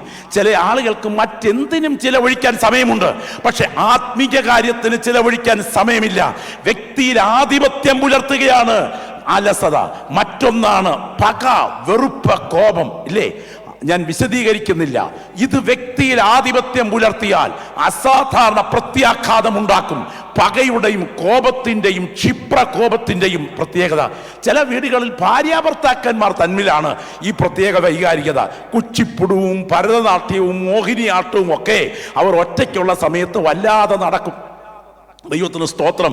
ഒരു വസ്തുത തിരിച്ചറിയുക. നിന്റെ ഹൃദയത്തിന്റെ സങ്കല്പമനുസരിച്ച് ഒരു ഭാര്യയെ ഉൾക്കൊള്ളുന്നതിനേക്കാൾ, ഭർത്താവിനെ ഉൾക്കൊള്ളുന്നതിനേക്കാൾ ദൈവം തന്ന സ്ഥിതിയിൽ സ്വീകരിക്കുന്നതാണ് ബുദ്ധി. പറഞ്ഞു മനസ്സിലായോ? ദൈവം തന്ന സ്ഥിതിയിൽ സ്വീകരിക്കുന്നത് വേറെ, സങ്കല്പത്തിൽ സ്വീകരിക്കുന്നത് വേറെ. സങ്കല്പവും യാഥാർത്ഥ്യവും തമ്മിൽ വ്യത്യസ്തമാണ്. വിവാഹം കഴിഞ്ഞ ദമ്പതികൾ വീട്ടിലെത്തി. സ്തോത്രം. നാടാണ് അന്തരീക്ഷം. ഭർത്താവ് ഓഫീസ് റൂമിൽ ഇരുന്ന് എന്തൊക്കെയോ ചെയ്തുകൊണ്ടിരിക്കുന്നു. ഒരു ആഗ്രഹം, ഒരിച്ചിരി കാപ്പി കുടിക്കാൻ കിട്ടിയിരുന്നെങ്കിൽ. ഭാര്യയോടുള്ള ബന്ധത്തിൽ ആദ്യം കാപ്പി കൊണ്ടുവരുന്ന ടൈം ആയതുകൊണ്ട് കാപ്പിയെക്കുറിച്ചുള്ള സങ്കല്പങ്ങൾക്ക് നിറം കൊടുക്കുകയാണ്. കണ്ടൻസ് മിൽക്കും ബ്രൂ കോഫിയുടെ പൊടിയും കൃത്യ അനുപാതത്തിൽ ചേർത്ത് എയർപോർട്ടിലൊക്കെ കിട്ടുന്നത് പോലെ മൂക്കിലോട്ട് എരച്ചരച്ചരച്ച് കയറുന്ന ഗന്ധമുള്ള കാപ്പി. അതിനെക്കുറിച്ച് ഇങ്ങനെ മനസ്സിൽ ചിന്തയുടെ ചിറക് വിടർത്തിയിരിക്കുന്ന സമയം വീട്ടിൽ ഉലുവാ കാപ്പി പൊടിയേ ഉള്ളൂ. അതുകൊണ്ട് ആ സഹോദരി ഉലുവാ കാപ്പി പൊടി കൊണ്ടൊരു കാപ്പി തയ്യാറാക്കി ഇങ്ങോട്ട് വരികയാണ്. അത് വായോടങ്ങോട്ട് അടുപ്പിക്കുന്ന സമയത്ത് ഉലുവായുടെ ഊറിയ കയ്പിൽ ആരാണ് ഈ നിന്നെ കാപ്പി ഇടാൻ പഠിപ്പിച്ചത് എന്ന് പറഞ്ഞ് വികട സരസ്വതിയൊന്നും എഴുന്നള്ളിച്ച് കലഹമുണ്ടാക്കാതെ ഉലുവായുടെ ഔഷധ ഗുണം മനസ്സിൽ ധ്യാനിച്ച് മര്യാദയ്ക്ക് കുടിക്കുന്നതാണ് നിന്റെ പ്രാർത്ഥനയ്ക്ക് നല്ലത്. ദൈവത്തിന് സ്തോത്രം. അപ്പോ കോപം, ക്ഷിപ്രകോപം, പൊട്ടിത്തെറി ഒത്തിരി പറയാനുണ്ട്. ദൈവത്തിന് സ്തോത്രം. മറ്റൊന്ന് വഞ്ചന, തെറ്റിദ്ധരിപ്പിക്കൽ. ഇതിനെക്കുറിച്ചൊക്കെ ഒത്തിരി പറയാനുണ്ട്. ആ പാമ്പിന്റെ ഭാവത്തിലെ നാവിന്റെ വിഭജനം കണ്ടില്ലേ? ഒരേ സമയം 2 രീതിയിൽ സംസാരിക്കുക വളരെയധികം പൈശാചികമായൊരു സ്വഭാവമാണ്. ദൈവത്തിന് സ്തോത്രം. നിങ്ങൾ ശ്രദ്ധിക്കുക. മറ്റൊരു പ്രധാനപ്പെട്ട അപകടാവസ്ഥയാണ് അത്യാഗ്രഹം. അത്യാഗ്രഹം. ഒരിക്കൽ ഒരു മനുഷ്യൻ പറഞ്ഞു, ഒരു ദിവസം ഒരു പൊരിച്ച കോഴിയെ കഴിക്കണം എന്ന ആഗ്രഹത്തോടു കൂടെയാണ് ഞാൻ അധ്വാനിച്ചത്. പൊരിച്ച കോഴിയെ കഴിക്കാൻ തക്കവണ്ണം പണം ഡിപ്പോസിറ്റ് ചെയ്ത് കഴിഞ്ഞപ്പോ ബാക്കിയുള്ളവന്റെ പല്ലെല്ലാം പോയി കോഴി മേശപ്പുറത്ത് വന്നു, ചവയ്ക്കാൻ പല്ലില്ലാതെ പോയി. ഇതുപോലെ അസാധാരണ അത്യാഗ്രഹമാണ് പലരെയും ഭരിക്കുന്നത്. ഇനി മറ്റൊന്ന്, ഭോഷ്കിന്റെ പിതാവ്, പാപത്തിന്റെ മുഴുവൻ പ്രേരണ നൽകുന്ന ഭോഷ്കിന്റെ പിതാവ് ഹൃദയത്തിന്റെ ഭരണം ഏറ്റെടുക്കുകയാണ്. എന്നാൽ സർവശക്തന്റെ ശക്തി ഒരു മനുഷ്യ മനസാക്ഷിയുടെ ശക്തിയായി ആന്തരികമായി സംസാരിച്ചു കൊണ്ടിരിക്കും. നിങ്ങളുടെ ഉള്ളിൽ സംസാരിക്കുന്ന മനസാക്ഷിയുടെ ശബ്ദം വിശദീകരിക്കുന്നില്ല. ദൈവത്തിന് സ്തോത്രം. എന്നാൽ ഇത് മുഴുവൻ കണ്ടുകൊണ്ട് സർവശക്തന്റെ കണ്ണുകൾ കത്തി ജ്വലിക്കുകയാണ്. നന്നായി അറിയുന്ന കണ്ണുകൾ. നിങ്ങൾക്കറിയാം, ഇന്നേക്ക് ചില വർഷങ്ങൾക്ക് പുറകിൽ, 10-20 വർഷങ്ങൾക്ക് പുറകിൽ കോട്ടയം പയസ്റ്റന്റേത് കോൺവെന്റിന്റെ അടുക്കള മുറിയിൽ എന്താണ് സംഭവിച്ചത് നമുക്കറിയില്ല. പക്ഷേ ഈ കാര്യം അകത്ത് നടന്നുകൊണ്ടിരിക്കുമ്പോൾ അടുത്ത മരത്തിൽ മോഷ്ടിക്കാൻ കയറിയ അടയ്ക്കാരാജുവിന്റെ കണ്ണുകൾ അത് കണ്ടുപിടിച്ചതുപോലെ നിങ്ങളുടെ സകല രഹസ്യങ്ങളും സർവശക്തന്റെ കണ്ണുകൾ നന്നായി കണ്ടുകൊണ്ടിരിക്കുന്നു. ക്യാമറ കണ്ണുകളെക്കാൾ ശക്തമാണ് അവിടുത്തെ കണ്ണുകൾ. ഹൃദയത്തിന് ചുറ്റും ദൈവാത്മാവിന്റെ അഗ്നിജ്വാല കത്തിക്കൊണ്ടിരിക്കുന്നു. അവസാനമായി ദൈവവചനത്തിന്റെ ദൂതൻ അകത്തോട്ട് കയറി വരാൻ കൊതിക്കുകയാണ്. നിങ്ങൾ ഇന്ന് പകൽ ശ്രദ്ധിക്കണം. ഇങ്ങനെ പാപത്തിന്റെ സകലവിധ സ്വഭാവങ്ങളും ഒരുപോലെ ആധിപത്യം പുലർത്തിക്കൊണ്ട് മനുഷ്യ ഹൃദയം പാപത്താൽ നിറഞ്ഞു നിൽക്കുകയാണ്. നിങ്ങൾ നോക്കുക, ദൈവത്തിന്റെ വചനം പുറത്താണ്, അതിനോട് കൊതിയില്ല. ദൈവത്തിന്റെ വചനം പുറത്താണ്, അതിനോട് കൊതിയില്ല. പ്രാവ് പുറത്താണ്, അതിനോട് താല്പര്യമില്ല. അകത്ത് സാത്താൻ ആധിപത്യം പുലർത്തുകയാണ്. പക്ഷേ നമുക്ക് യോഗം നടക്കുന്നുണ്ടോ? ഉണ്ടെന്നേ, യോഗം നടക്കുന്നുണ്ട്. കാരണം ഈ യോഗവും ആരാധനയും ഹൃദയവുമായിട്ടൊരു ബന്ധവുമില്ല. നിങ്ങൾക്കറിയാമോ, യോഗവും ആരാധനയും ഹൃദയവുമായിട്ട് വല്ല ബന്ധമുണ്ടോ? ഒരു ബന്ധവുമില്ല. സ്തോത്രം. സ്പെഷ്യൽ പ്രാക്ടീസ് എന്നും പ്രത്യേക പ്രാക്ടീസ് എന്നും സ്ഥിര പ്രാക്ടീസ് എന്നും തമ്മിൽ വ്യത്യാസമുണ്ട്. നമ്മുടെ സഹോദരിമാര് മീൻകറി വെക്കുന്നതിനകത്ത് എന്തെല്ലാം ഇൻഗ്രീഡിയൻസ് ചേർക്കണം എന്നുള്ളത് നമുക്ക് മലയാളികൾക്ക് മിക്കവാറും അറിയാം, അല്ലേ? ദൈവത്തിന് സ്തോത്രം. അതിനകത്ത് വെളുത്തുള്ളി വേണം, അതിനകത്ത് മുളക് പൊടി വേണം, അതിനകത്ത് കരിയേപ്പില വേണം, അതിനകത്ത് എന്തൊക്കെ വേണം നമുക്ക് പൊതുവെ അറിയാം. എന്നാൽ വീട്ടിൽ സാധാരണഗതിയിൽ മീൻകറി വെക്കുമ്പോൾ ആ മീൻകറിയുടെ ടേസ്റ്റ് ആണോ പ്രത്യേക ടേസ്റ്റ്? അതോ ഇപ്പോൾ അമ്മാച്ചനും വീട്ടുകാരും ഇങ്ങോട്ട് വരും, മരുമോടെ വീട്ടുകാരല്ല ഇങ്ങോട്ടൊന്ന് വരും എന്ന് പറയുമ്പോഴുള്ള മീൻകറിയുടെ ടേസ്റ്റിന് വ്യത്യാസപ്പെടത്തില്ലേ? കാരണം സ്ഥിരപരിചയം കൊണ്ട് നിങ്ങൾ ചെയ്യുന്ന പ്രവൃത്തി നിങ്ങളുടെ മനസ്സിന്റെ ബന്ധമില്ലാതെ ചെയ്യാൻ കഴിയും. ആദ്യമായി ഡ്രൈവിംഗ് പഠിച്ച ആളുകൾ ഡ്രൈവിംഗ് പഠിച്ച സമയത്ത് വണ്ടി ഓടിച്ച രംഗം ഓർക്കുന്നു. സീറ്റിലോട്ട് കയറിയിരുന്ന് ഫസ്റ്റിലേക്ക് വണ്ടി ആക്സിലേറ്ററൊക്കെ കൊടുത്ത് ഫസ്റ്റിലോട്ട് അങ്ങോട്ടിട്ട് ക്ലച്ചൊക്കെ താഴ്ത്തി ഫസ്റ്റിലോട്ട് അങ്ങോട്ട് കയറ്റിയിട്ട് സെക്കൻഡിലേക്ക് കയറ്റി. അപ്പം കണ്ണ് എവിടെയൊക്കെ ചെല്ലുമെന്ന് അറിയാമോ? മുന്നേ പോകും, സ്റ്റിയറിങ്ങേ പോകും, ഗിയറേ പോകും, ക്ലച്ചേ പോകും, ആക്സിലേറ്ററെ പോയി ഇങ്ങനെ കണ്ണ് ഓടി നടന്നൊരു സമയം ഉണ്ടായിരുന്നു. കുറച്ച് നാൾ ഇത് ആവർത്തിച്ച് കഴിഞ്ഞോടനെ നിങ്ങൾക്കിപ്പോൾ ഒരു ഗ്ലാസ് ചായ കയ്യിൽ പിടിച്ചുകൊണ്ട്, അല്ല മൊബൈൽ ഫോൺ മിക്കവാറും കയ്യിൽ പിടിച്ചുകൊണ്ട് ഏത് ഗിയർ എപ്പോൾ മാറണം എന്നൊരു മാനസിക തീരുമാനവും എടുക്കാതെ ബോധ മനസ്സിന്റെ തീരുമാനത്തെ ഉപബോധ മനസ്സ് ഏറ്റെടുത്തത് കൊണ്ട് നിങ്ങൾക്ക് പ്രത്യേക ചിന്തയില്ലാതെ ഇത് നയിക്കാൻ കഴിയും. ഇതുപോലാണ് ക്രൈസ്തവ സമൂഹത്തിന് വിശ്വാസ പ്രമാണം ഏറ്റിയൊല്ലുന്നത്, അല്ലേ? നമുക്കറിയാം, ശവമടക്കിന് വന്നാലും വിവാഹത്തിന് വന്നാലും എന്തിനും നമ്മളൊക്കെ ജനിച്ചു വളർന്ന പശ്ചാത്തലത്തിൽ വിശ്വാസ പ്രമാണം പറയും. ദൈവത്തിന്റെ ഏകപുത്രനും സർവ്വലോകങ്ങൾക്ക് മുൻപേ പിതാവിൽ നിന്ന് ജനിച്ചവനും പ്രകാശത്തിനുള്ള പ്രകാശവും സത്യദൈവത്തിനുള്ള സത്യദൈവവും ജനിച്ചവനും സൃഷ്ടിയല്ലാത്തവനും സാരാംശത്തിൽ പിതാവിനോട് ഏകത്വമുള്ളവനും സർവ്വ സൃഷ്ടിക്ക് മുഖാന്തരമായവനും മനുഷ്യരായി നമുക്ക് നമ്മുടെ രക്ഷയ്ക്കും വേണ്ടി സ്വർഗത്തിൽ നിന്നിറങ്ങി വിശുദ്ധ റൂഹായാൽ കന്യമറിയാവിൽ ജഡം ധരിച്ച് മനുഷ്യനായി പൊന്തിയോസ് പീലാത്തോസ് നാളുകൾ നമുക്ക് വേണ്ടി കഷ്ടം അനുഭവിച്ച് വല്ല ബന്ധവും ഇതുമായിട്ട് മനസ്സിലുണ്ടോ? സ്തോത്രം ഉണ്ടോ? വല്ല ബന്ധമുണ്ടോ? പിതാവായി സർവശക്തനായ ആകാശത്തിന്റെയും ഭൂമിയുടെയും കാണപ്പെടുന്നതും കാണപ്പെടാത്തതുമായ സകലത്തിന്റെയും സൃഷ്ടാവായ സത്യമുള്ള ഏകദൈവത്തിൽ എന്നങ്ങോട്ടൊന്ന് തുടങ്ങി കഴിയുമ്പോ നെല്ലിക്കാച്ചാക്കിന്റെ കുത്തഴിച്ചു വിട്ടതുപോലെ, മുതിരച്ചാക്ക് അഴിച്ചു വിട്ടതുപോലെ കൂട്ടമായി എഴുന്നേറ്റ് നമ്മൾ ഇത് പറയും, അല്ലേ? മക്കളിലപ്പൻ കൃപ ചെയ്തതുപോലെ ഹല്ലേലൂയ, ഭക്തന്മാരിൽ ദൈവം കൃപ ചെയ്യും. കർത്താവേ നിൻ രക്തശരീരങ്ങൾ ഭക്ഷിച്ചു. തുടക്കം കിട്ടിക്കഴിഞ്ഞാൽ ബാക്കി നിങ്ങൾ ശ്രദ്ധിച്ചു നോക്കി. എന്തായി പാടുന്നേ? കർത്താവെ, നിൻ രക്തശരീരങ്ങൾ ഭക്ഷിച്ച് ഭക്തരതായി മരിച്ചോർ കരുളണമേ നല്ലോർമ്മ. അല്ലേ? നിന്റെ മഹത്വം ഉദിക്കും നാൾ നിൽക്കണം അവർ വലഭാഗത്ത്. എന്താ? വളരെ ഗൗരവമേറിയ കാര്യമാണ് ഇതിനകത്ത് പാടുന്നത്. പക്ഷെ ഇത് വല്ലവും ധ്യാനിച്ചാണോ പാടുന്നത്? അല്ല. ലോകമെനിക്കു വേണ്ട, ലോകത്തിനിമ്പം വേണ്ട, പോകേണം യേശുവിൻ പാത നോക്കി. വല്ല ബന്ധവും ഇതുമായിട്ടുണ്ടോ? ഉണ്ടോ? ഉണ്ടോ പ്രിയപ്പെട്ടവരെ? ആത്മാർത്ഥമായി ചിന്തിച്ചേ. സ്തോത്രം, സ്തോത്രം. അല്ലേ? അന്നേ മരിച്ചു പോയെങ്കിൽ എൻ ദൈവമേ ഞാൻ.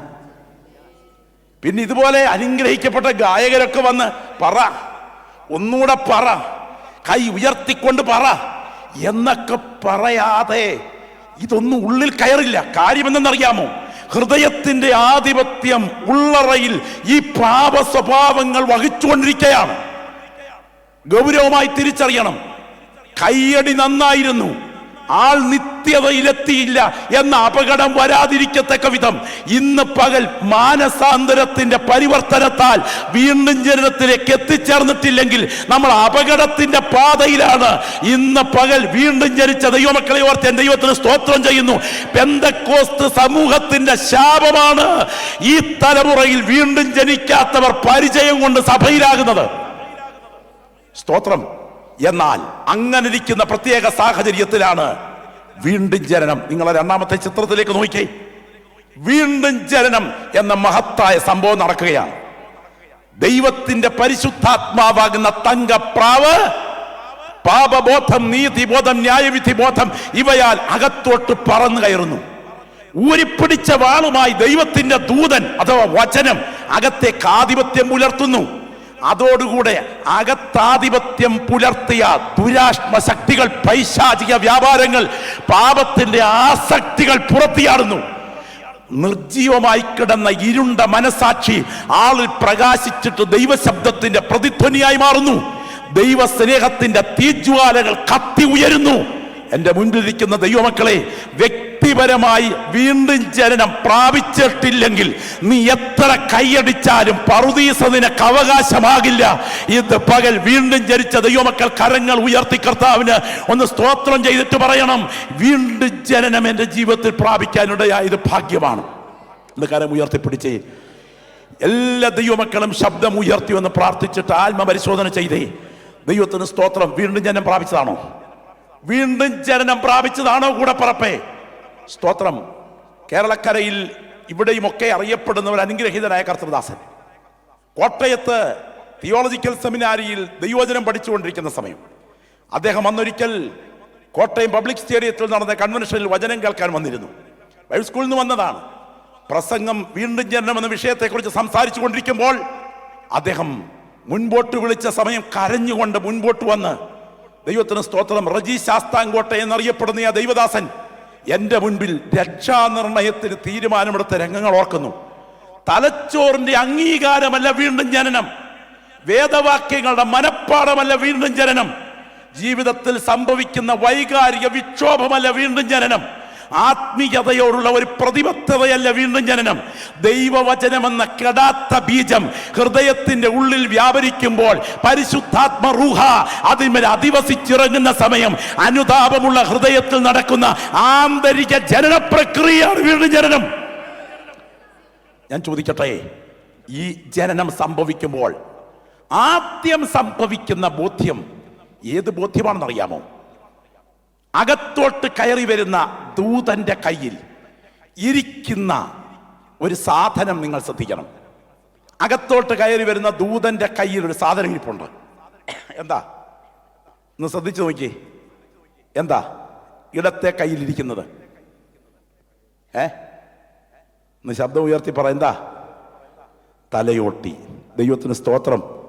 ആദ്യം വീണ്ടും ജനിച്ച ഒരു വ്യക്തിയുടെ ഉള്ളിൽ ആഴത്തിൽ പതിയുന്ന ആദ്യത്തെ ചിന്ത ഞാൻ മരിക്കാനുള്ളവനാണ് എന്നതാണ്. ദൈവത്തിന് സ്തോത്രം.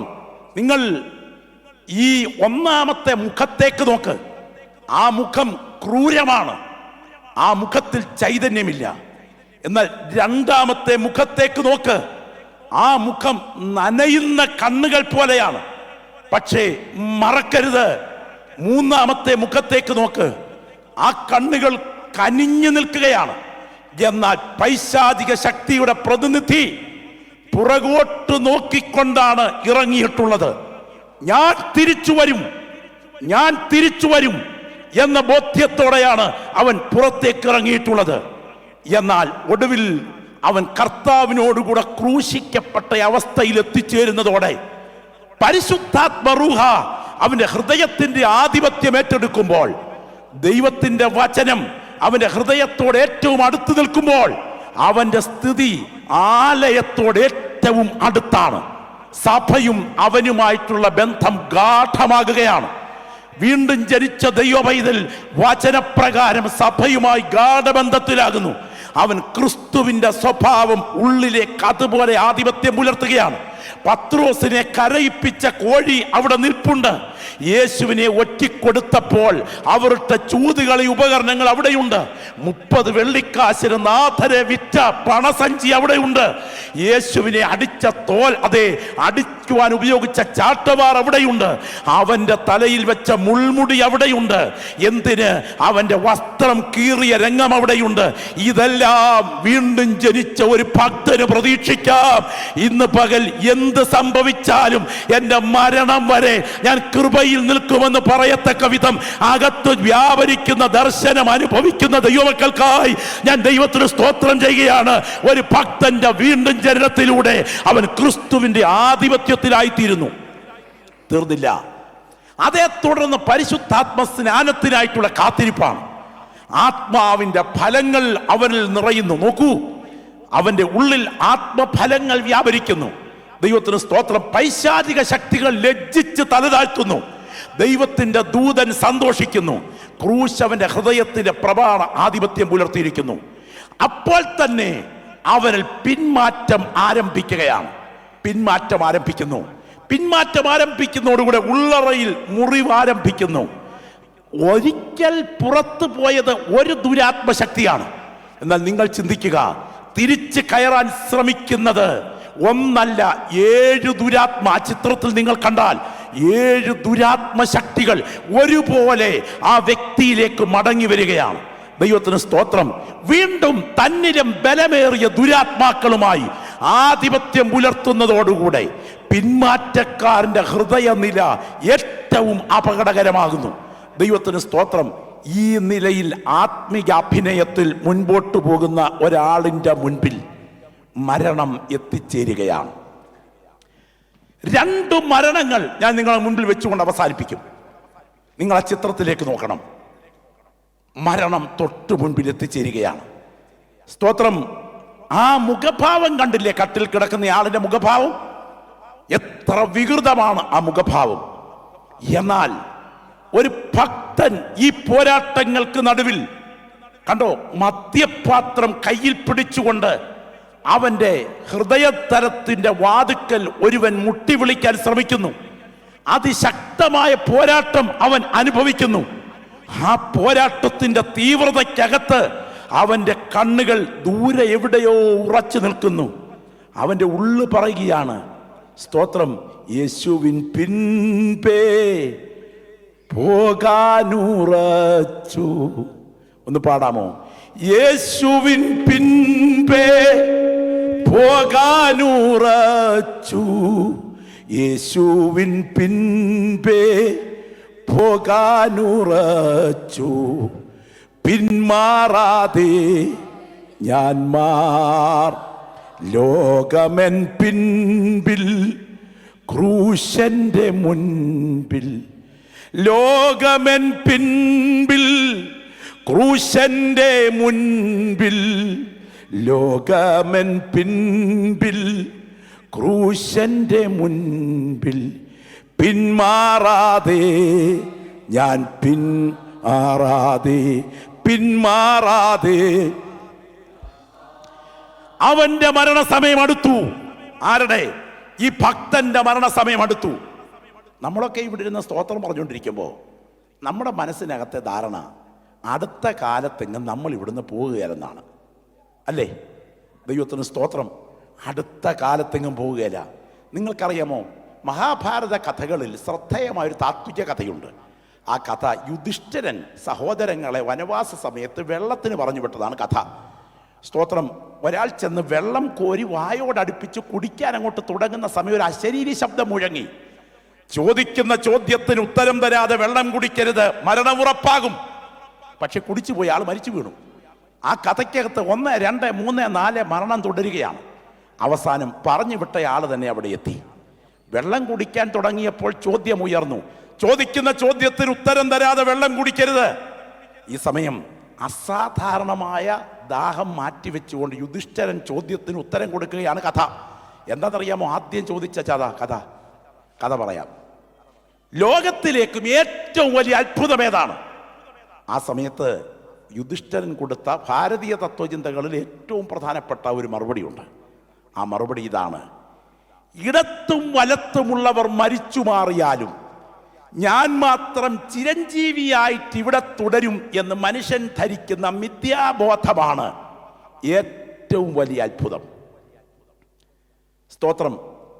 അങ്ങനെയാണെങ്കിൽ ഈ ആത്മീയ ശുശ്രൂഷയിൽ പങ്കെടുക്കുന്ന പ്രിയപ്പെട്ടവരെ, നമ്മൾ എത്ര നാൾ ഇവിടെയുണ്ട്?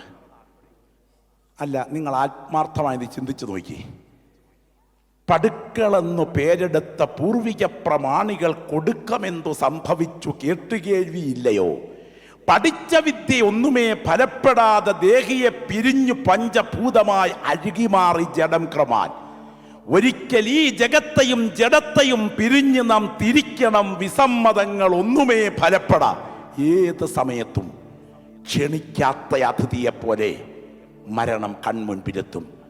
ഒരു ബയോപ്സി റിപ്പോർട്ട് മതി. ഓടിച്ചുകൊണ്ട് പോകുന്ന കാറിന്റെ മുൻപിൽ ഒന്ന് കണ്ണടഞ്ഞാൽ മതി. നമ്മൾ ഇന്ന് പകൽ ഇവിടെ ഇരുന്ന് ചിന്തിക്കേണ്ട 2 ചിന്ത ഞാൻ പറയാം. ഒന്നാമത്തെ ചിന്ത, ഒരു 2 ചിത്രങ്ങൾ നിങ്ങളുടെ മനസ്സിൽ നിങ്ങൾ കാണണം. ആ ചിത്രങ്ങൾ നിങ്ങളുടെ മുൻപിൽ വെച്ചുകൊണ്ട് ഞാൻ പ്രാർത്ഥനയ്ക്കായി നിങ്ങളെ വിളിക്കുകയാണ്. ആ 2 ചിത്രങ്ങൾ ഗൗരവമായി കാണേണ്ട ചിത്രങ്ങളാണ്. സമയം മുൻപോട്ട് പോകുന്നത് കൊണ്ട്. ഇത് ഒരു കുട്ടിയുടെ ചിത്രമാണ്, ഇത് ഒരു പെട്ടിയുടെ ചിത്രമാണ്. ഇതിൻ്റെ 2ൻ്റെയും ഇടയിൽ എത്ര നാൾ നമുക്ക് ദൈർഘ്യമുണ്ട്? സ്തോത്രം. ഒന്ന് ചിരിച്ച് ഇങ്ങോട്ട് നോക്കി, ഇങ്ങോട്ട് ശ്രദ്ധിച്ചേ. ഇതൊന്നും കേൾക്കുന്നത് ആത്മലോകത്തിൽ ഇന്നത്തെ താല്പര്യമല്ലെങ്കിലും അവിടെ ചിന്തിക്കുക. കുട്ടിക്കും പെട്ടിക്കും ഇടയിൽ എത്ര നാൾ ഇവിടെയുണ്ട്? ദൈവത്തിന് സ്തോത്രം. ഒരിക്കലൊരു ചിന്തകൻ ഒരു സയൻസ് മ്യൂസിയം കാണാൻ പോയി. സയൻസ് മ്യൂസിയത്തിൻ്റെ വാതിക്കൽ ഒരു തലയോടുൾപ്പെടെയുള്ള ഒരു അസ്ഥികൂടം ഇരിക്കുക. പുള്ളി അസ്ഥികൂടത്തിൻ്റെ മുന്നിൽ നിന്ന് അസ്ഥിയുടെ തലയോട്ടിയിലേക്ക് ചെറുനേരം നോക്കി നിന്നു. നോക്കിയിട്ട് പുള്ളി ആ അസ്ഥികൂടത്തോട് ചില ചോദ്യങ്ങൾ ചോദിച്ചു. ഞാൻ നിങ്ങളുടെ മുൻപിലും ഈ യോഗം അവസാനിപ്പിക്കുന്ന സമയത്ത് ആ ചോദ്യങ്ങൾ വെക്കുക. ഈ അസ്ഥികൂടത്തോട് ചോദിക്കുക: ആണായിരുന്നോ പെണ്ണായിരുന്നോ? കറുത്തതായിരുന്നോ വെളുത്തതായിരുന്നോ? ഏത് തറവാട്ടിൽ പിറന്നതാണ്? എത്രാം ക്ലാസ് വരെ പഠിച്ചിട്ടുണ്ട്? സ്തോത്രം. സമൂഹത്തിലെ സ്ഥാനം എന്തായിരുന്നു?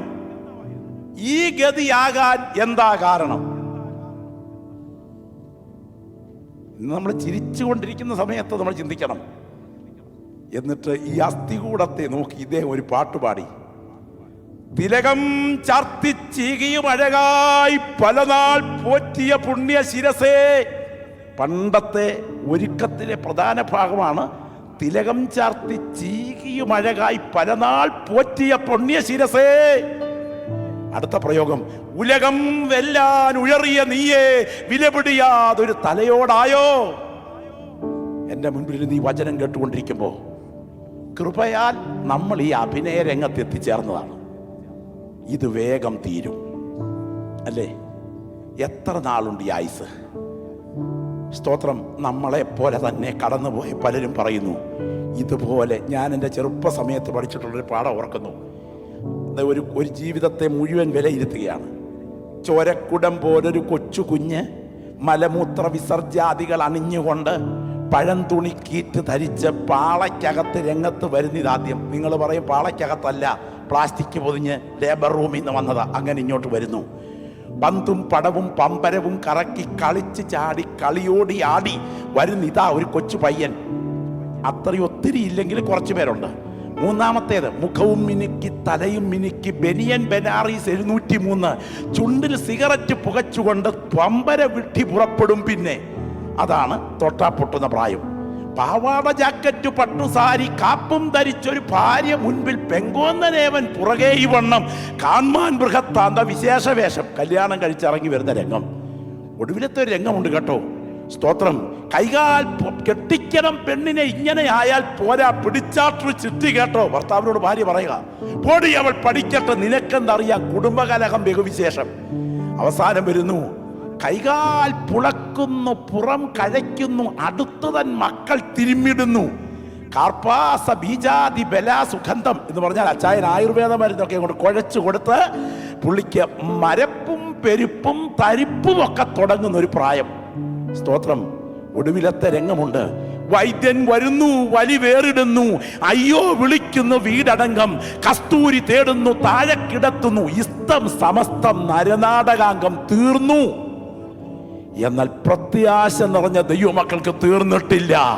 അവരുടെ നിത്യത ആരംഭിക്കുകയാണ്. ഇന്ന് പകൽ കടന്നു വന്നിരിക്കുന്ന ദൈവമക്കളെ കരങ്ങളൊന്ന് ഉയർത്തിപ്പിടിച്ച് എല്ലാ നാവുകളിൽ നിന്നും പ്രാർത്ഥനയുടെ ശബ്ദം ഉയരട്ടെ. ഒരു വാ പോലും അടഞ്ഞിരിക്കരുത്. താവേ, ഒരു ജയജീവിതം നയിക്കാൻ എനിക്ക് കൃപ തരണമേ എന്ന് പ്രാർത്ഥിക്കുന്ന സകല ദൈവമക്കളുടെ നാവിൽ നിന്ന് പ്രാർത്ഥനയുടെ ശബ്ദം ഉയരട്ടെ. ഞാൻ കാണുന്നു ദൈവ തേജസ്സിന്റെ മേഘം ഇതിനകത്ത് നിഴൽ മൂടി നിൽക്കുകയാണ്. കർത്താവിന്റെ കരം ചില വ്യക്തികളെ ആഴത്തിൽ തൊടുന്ന പകലാണ് ഈ പകൽ. നിന്റെ മേൽ ആധിപത്യം പുലർത്തുന്ന ജഡിക മോഹങ്ങളെ ജയിച്ച് എനിക്കൊരു ജയജീവിതം നയിക്കണം. എനിക്ക് മരണത്തിന് മുൻപ് കർത്താവേ നിന്റെ സന്നിധിയിൽ ഒരു ജയജീവിതം നയിക്കണം എന്ന് കൊതിക്കുന്ന ദൈവമക്കൾ രണ്ട് കരങ്ങൾ കർത്താവിങ്കിലേക്കൊന്ന് ഉയർത്തിപ്പിടിച്ചുകൊണ്ട് ശബ്ദം ഉയർത്തി യേശുവേ എന്നൊന്ന് ശബ്ദം ഉയർത്തി പറഞ്ഞേ. ലജ്ജ വേണ്ട കേട്ടോ, ലജ്ജ വേണ്ട. Hallelujah, hallelujah. ശബ്ദം ഉയരട്ടെ. എല്ലാവരും പ്രാർത്ഥിച്ചു തുടങ്ങിക്കട്ടെ. കർത്താവേ, എനിക്കൊരു ജയജീവിതം നയിക്കണം, എനിക്കൊരു ജയജീവിതം നയിക്കണം. ശബ്ദം ഉയർത്തി പറഞ്ഞേ, എനിക്കൊരു ജയജീവിതം നയിക്കണം. നിന്നെ ജയജീവിതം നയിക്കാൻ അനുവദിക്കാതെ, നിന്നെ ജയജീവിതം നയിക്കാൻ അനുവദിക്കാതെ ഇരുട്ടിന്റെ ശക്തികൾ ആധിപത്യം പുലർത്തി നിന്റെ വികാരങ്ങളെ മുഴുവൻ ചങ്ങലയ്ക്കിട്ട് ഇന്നും നിന്നെ കൊണ്ട് കഴിയാത്തത് ആവർത്തിപ്പിക്കത്തക്ക വിധത്തിൽ വാദിക്കുന്ന ഒരു ബന്ധനത്തിന്റെ കരിനിഴൽ നിന്റെ മേൽ ബലത്തോടെ പോരാടുമ്പോൾ ഇന്നത്തെ ശുശ്രൂഷയ്ക്ക് നടുവിൽ യേശുവിന്റെ കരം ഇറങ്ങി വന്നിട്ട് സ്വർഗം അതിനെ അഴിച്ചു മാറ്റാൻ തുടങ്ങുന്നു എന്ന ബോധ്യത്തോടെ ആ കരങ്ങൾ ഉയർത്തിപ്പിടിച്ചുകൊണ്ട് എനിക്ക് ജയജീവിതം നയിക്കണം എന്ന് കൊതിക്കുന്ന ദൈവമക്കൾ ശബ്ദം ഉയർത്തി പ്രാർത്ഥിച്ചാട്ടെ. ശബ്ദം ഉയരട്ടെ, ശബ്ദം ഉയരട്ടെ. Glory, hallelujah. ദൈവത്തിന് മഹത്വം, ദൈവത്തിന് മഹത്വം. കർത്താവിന്റെ സന്നിധിയിൽ എല്ലാ ദൈവമക്കളും ശബ്ദം ഉയർത്തി ആത്മാവിൽ പ്രാർത്ഥിക്കണം. കർത്താവേ, കൈവിടപ്പെട്ടു പോകരുതേ, കൈവിടപ്പെട്ടു പോകരുതേ. ഒരു ജയജീവിതം നയിക്കാനുള്ള കൃപ എനിക്ക് തരണമേ. ആത്മാവിൽ പ്രാർത്ഥിച്ചു തുടങ്ങിക്കേ, ആത്മാവിൽ പ്രാർത്ഥിച്ചു തുടങ്ങിക്കേ. ദൈവത്തിന് സ്തോത്രം. സർവശക്തന്റെ അഗ്നി ജ്വലിക്കുന്ന കണ്ണുകൾ ഇതിനകത്ത് ചുറ്റിത്തിരിയുകയാണ്. നിനക്കറിയാവുന്നതിനേക്കാൾ നിന്നെ അറിയാവുന്ന യേശു ഇതിനകത്ത് എത്തിയിട്ടുണ്ട്.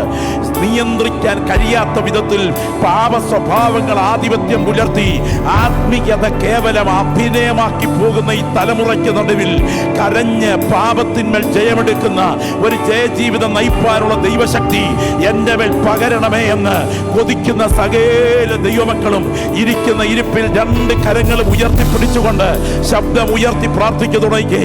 Glory, hallelujah. ദൈവത്തിന് മഹത്വം, ദൈവത്തിന് മഹത്വം, ദൈവത്തിന് മഹത്വം. എൻ്റെ സഹോദരങ്ങളെ, ഞാൻ ഇന്ന് പകൽ പറയട്ടെ, ശരിക്കും നിങ്ങൾ ഒരു വാക്ക് അവസാനിപ്പിക്കും മുൻപ് പറയട്ടെ, നിങ്ങൾ ആരും വിചാരിക്കരുത് ദൈവിക വിടുതലുകൾ ഉണ്ട് എന്ന് നമ്മൾ വിശ്വസിക്കുന്നു. എന്നാൽ ദൈവിക വിടുതലുകൾ യാഥാർത്ഥ്യമാണെങ്കിലും സഭയുടെ ആത്യന്തിക ലക്ഷ്യം സ്ഫോടകാത്മകമായ വിടുതലല്ല. സഭയുടെ ആത്യന്തിക ലക്ഷ്യം നിത്യതയാണ്.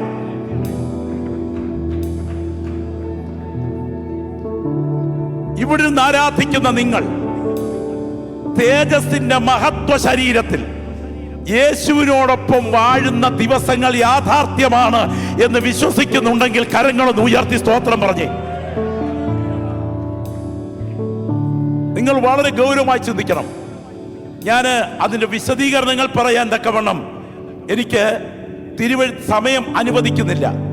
എങ്കിലും വളരെ പ്രാധാന്യത്തോടെ നിങ്ങൾ ഒരു വിഷയം ഗ്രഹിക്കാൻ ഞാൻ നിങ്ങളുടെ മുൻപിലേക്ക്, കേവലം വിടുതലല്ല, നിത്യതയാണ് ഒരു പുതിയ നിയമസഭയുടെ ദർശനമെന്ന് തിരിച്ചറിയണം. ഞാൻ ചോദിക്കട്ടെ, വായിക്കുന്നത് ശ്രദ്ധിക്കുക. മത്തായി എത്യോപ്യയിൽ രക്തസാക്ഷിത്വം അനുഭവിച്ച് വാളുകൊണ്ട് കൊല്ലപ്പെട്ടു. മർക്കോസ് ഈജിപ്തിലെ അലക്സാണ്ട്രിയയിൽ മരിക്കുന്നത് വരെ തെരുവിലൂടെ കുതിരകളാൽ വലിച്ചിഴക്കപ്പെട്ടു. ലൂക്കോസ് സുവിശേഷത്തിന് നടുവിൽ ഗ്രീസിൽ വെച്ച് പരസ്യമായി തൂക്കിലേറ്റപ്പെട്ടു. യോഹന്നാൻ മാത്രമാണ് പ്രായപൂർത്തിയിൽ മരിച്ചത്. പത്രോസ് എക്സ് ആകൃതിയിലുള്ള കുരിശിൽ തലകീഴായി ക്രൂശിക്കപ്പെട്ടു കൊല്ലപ്പെട്ടു.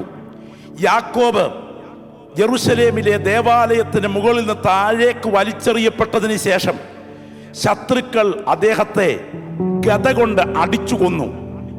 സെബദിയുടെ മകൻ യാക്കോബ് കർത്താവിന് വേണ്ടി നിലകൊണ്ടതിനാൽ പരസ്യമായി തൂക്കിലേറ്റപ്പെട്ട് മരിക്കാഞ്ഞതുകൊണ്ട് തൊലി വലിച്ചുരിച്ചു. ഏഷ്യയിലെ മിഷണറി ആയിരുന്ന നഥാനിയേൽ തുർക്കിയിൽ കർത്താവിന് വേണ്ടി സാക്ഷ്യം വഹിച്ച് അർമേനിയയിൽ പ്രസംഗിച്ചതിനാൽ ചാട്ടവാർ കൊണ്ട് മരണം വരെ അടിച്ചു തകർത്തു. ഇങ്ങോട്ട് വിശദീകരിച്ചാൽ എവിടെ പ്രിയപ്പെട്ടവരെ അസാധാരണ അത്ഭുതങ്ങൾ?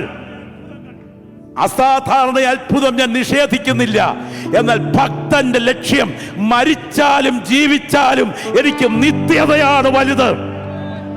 കരമുയർത്തിപ്പിടിച്ചേ ശബ്ദമുയർത്തി ഒന്ന് പ്രാർത്ഥിച്ച്, എനിക്കത് നഷ്ടപ്പെടരുത്. എല്ലാ ദൈവമക്കളും ഒരുമിച്ചൊന്ന് എഴുന്നേറ്റേ. എനിക്ക് നിത്യത നഷ്ടപ്പെടരുതേ എന്ന് രണ്ട് കൈകളും ഉയർത്തിപ്പിടിച്ചൊന്ന് പ്രാർത്ഥിച്ചേ.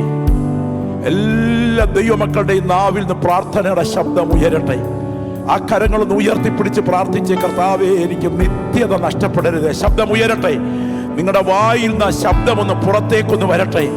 9200 അടി പൊക്കമുള്ള മഞ്ഞ് പെയ്യുന്ന ഹർമോൻ പർവ്വതത്തിന് മുകളിൽ ഒരലക്കുകാരനും അലക്കിയാൽ വെളുക്കാത്ത വിധത്തിൽ വസ്ത്രം വെണ്മയായി ശോഭിക്കുന്ന പ്രത്യേക സമയത്ത് പത്രോസും യാക്കോബും യോഹന്നാനും പച്ച കണ്ണുകൾ കൊണ്ട് നോക്കി നിൽക്കെ സഹസ്രാബ്ദങ്ങൾക്ക് മുൻപ് മരിച്ചു മൺമറഞ്ഞ മോശ സംസാരിക്കുന്ന രംഗം നേരിട്ട് കണ്ടെങ്കിൽ ഇവിടെ നിൽക്കുന്ന ബിജു പാസ്റ്ററും ഇവിടെ നിൽക്കുന്ന ദൈവദാസന്മാരും നിത്യതയിൽ നേരിട്ട് കാണുന്ന ഒരു ദിവസം വരുന്നുണ്ട് എന്ന ബോധ്യം അകത്ത് ഭരിക്കുന്ന ദൈവമക്കൾ ആ രണ്ട് കൈകളും ഉയർത്തിപ്പിടിച്ചുകൊണ്ട് ശബ്ദം ഉയർത്തി പറയണം, കർത്താവേ ആ നിത്യത എനിക്ക് കൈവിട്ടു പോകാൻ പാടില്ല.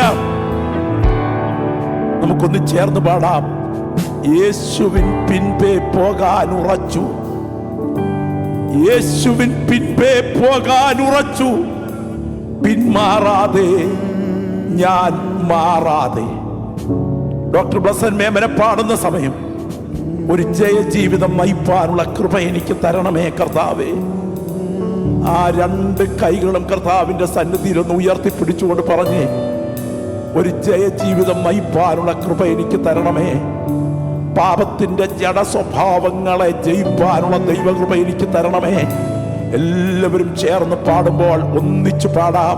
യേശുവിൻ പിൻപേ പോകാൻ ഉറച്ചു, യേശുവിൻ പിൻപേ പോകാൻ ഉറച്ചു, യേശുവിൻ പിൻപേ പോകാൻ ഉറച്ചു, യേശുവിൻ പിൻപേ പോകാൻ ഉറച്ചു, പിന്മാറാതെ ഞാൻ മാറാതെ, പിന്മാറാതെ ഞാൻ മാറാതെ. ലോകമെൻ പിൻപിൽ ക്രൂശന്റെ മുൻപിൽ, ലോകമെൻ പിൻപിൽ ക്രൂശന്റെ മുൻപിൽ, ഗ്ലോറി. ലോകമെൻ പിൻപിൽ ക്രൂശന്റെ മുൻപിൽ, പിന്മാറാതെ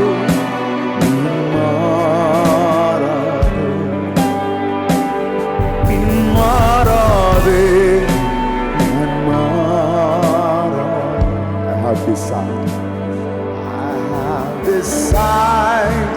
glory to follow Jesus. I have decided to follow Jesus. I have decided to follow Jesus. No turning back, no turning back, no turning back, no turning. ഈ പാട്ട് പാടിക്കൊണ്ടിരിക്കുമ്പോ എന്റെ ഹൃദയത്തോട് ദൈവാത്മാവ് നൽകുന്ന ഒരു നിയോഗം. കണ്ണം തുറക്കണേ. ശക്തമായ ഒരു വിടുതൽ. നിത്യതയുടെ ദർശനത്തിന് മുൻപിൽ കൈവിട്ടു പോകാൻ സാധ്യതയുള്ള ചില വിഷയങ്ങളുടെ മേൽ ഈ സദസ്സിന്മേൽ യേശുവിന്റെ കരം പ്രവർത്തിച്ച് ചെയ്യാൻ പോകുകയാണ്. ഇന്ന് പകൽ നിങ്ങൾക്കറിയാം, ആവർത്തിച്ച് ചെയ്തു പോയത് കൊണ്ട് ഉപബോധ മനസ്സിന്റെ നിയന്ത്രണം സാത്താൻ ഏറ്റുവാങ്ങിയിരിക്കുന്നതിനാൽ രക്ഷപ്പെടാൻ കഴിയാത്ത കുരുക്കിലകപ്പെട്ടിട്ടുള്ള ചില വ്യക്തികളുടെ മേൽ ആധിപത്യം പുലർത്തുന്ന ബന്ധനങ്ങളെ ഈ പ്രാർത്ഥന നടന്നുകൊണ്ടിരിക്കുമ്പോൾ സ്വർഗം അഴിച്ചു മാറ്റിയിട്ട് ഇതുവരെ കാണാത്ത ഒരു ദൈവപ്രവൃത്തിയുടെ അസാധാരണ ജയത്തിന്റെ വീര്യം നിങ്ങളുടെ സിരകളിൽ ഇരച്ചു കയറത്തക്ക വിധം പാപത്തെ ജയിക്കാനുള്ള ദൈവശക്തിയുടെ വ്യാപാരം ഈ സദസ്സിന്മേൽ സ്വർഗം പകരാൻ ആഗ്രഹിക്കുകയാണ്. ആത്മാവിൽ പ്രാർത്ഥിക്കുന്ന ദൈവമക്കൾ പ്രാർത്ഥിക്കണം. എനിക്ക് ജയജീവിതം നയിക്കണം, എനിക്ക് ജയജീവിതം നയിക്കണം, എനിക്ക് ജഡത്തെ ജയിക്കണം, എനിക്ക് ലോകത്തെ ജയിക്കണം, എനിക്ക് പാപത്തെ ജയിക്കണം. യേശുവിന്റെ നാമത്തിൽ ആളത്വത്തിന്റെ ആധിപത്യം പുലർത്തുന്ന ഗ്ലോറി ഗ്ലോറി ഗ്ലോറി ഗ്ലോറി. ഞാന് ഇങ്ങനെ പറയാൻ ദൈവാത്മാവ് എനിക്ക് നിയോഗം തരുന്നു. ഞാൻ അവസാനിപ്പിക്കും മുൻപ് ഇങ്ങനെ പറയാൻ ദൈവാത്മാവ് നിയോഗം തരുന്നു.